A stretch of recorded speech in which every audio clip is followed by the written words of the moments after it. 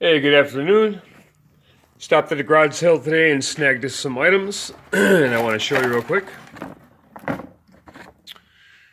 They had a bunch of tools, but like I said, I'm getting kind of picky, so I grabbed two oiler cans. This is a smaller one. It's got a real fine tip in the spout. So is that. This other standard size, bigger size one. So I have 21 now, so I add those to my collection. This is a Federal C81S. You can see I paid $1 for that.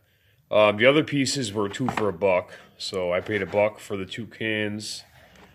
$1 for the dial, and 50 cents for this. This is actually Miller's Falls. It's got, you can see the engraving on the piece there. Nice and heavy. It's almost like a little jab saw, but this is cool. So 50 cents on that, and then 50 cents on this socket, or I'm sorry, this ratchet that it came with a 1/2-inch extension and a 9/16 socket. Obviously, I just wanted the ratchet, but this came with it. The socket is 1218-D.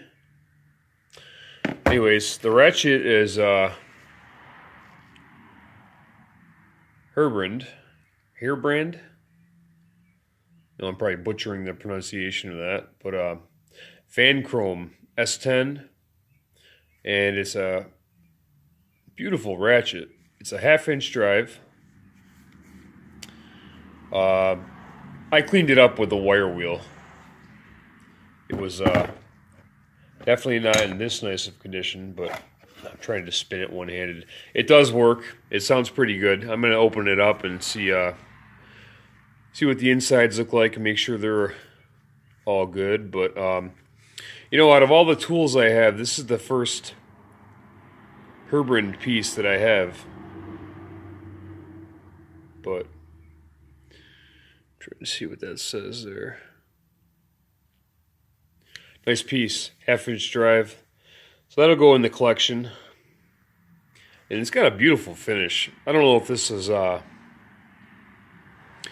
more like actual chrome back when this was out, but anyways, look at the that's how you change direction on the ratchet.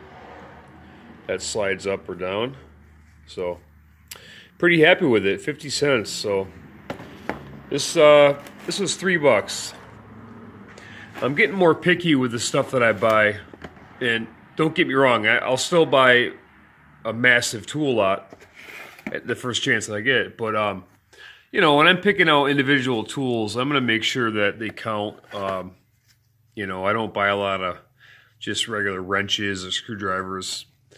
Ratchets I tend to pick up, and I collect the oiler cans.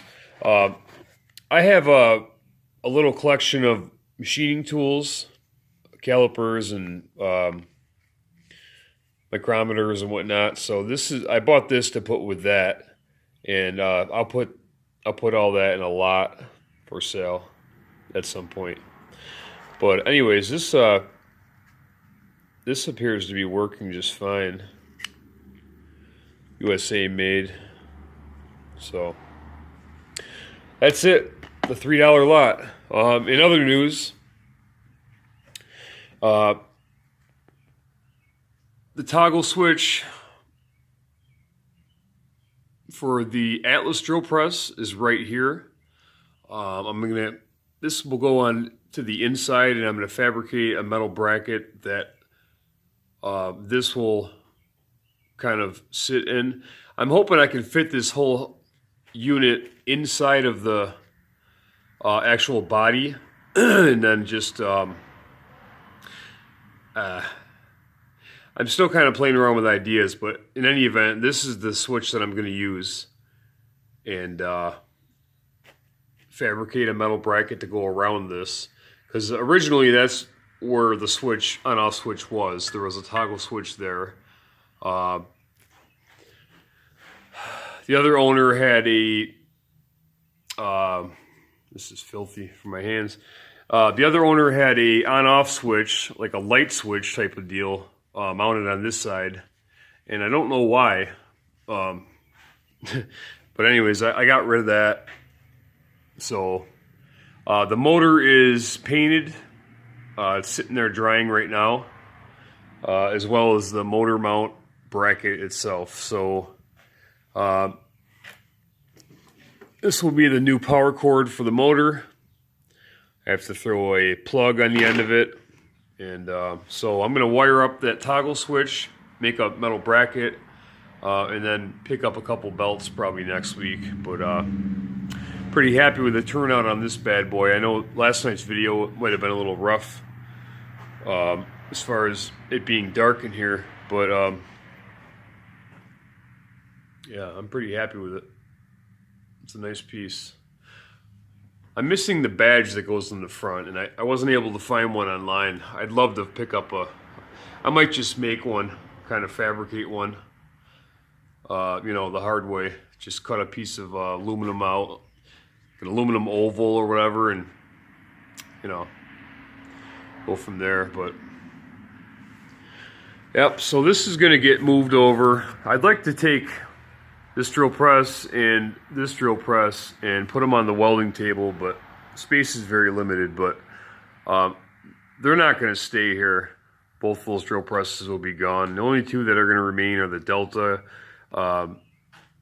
and Duracraft, because I use those two. These I don't use at the moment. You know, I more or less get these to, you know, I can't even call it a restoration. You know, it's like a rehab, but I like doing it. It's fun. It's a hobby of mine, and I collect them. So, yeah. So I'll most likely put this somewhere, and it won't get used. But it will be functional. I could use it if I wanted to. But yeah, this was pretty decent. You know, it was difficult getting everything off of this shaft. That was in rough shape. The stuff was like seized on there, so I had to get the torch out and heat up the metal for a little bit. But other than that, it was pretty basic. Everything cleaned up nice.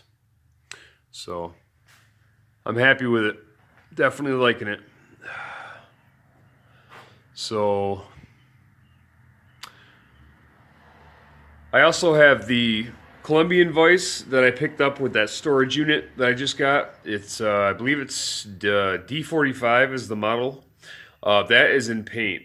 It's been cleaned up and primed, and it's in paint right now.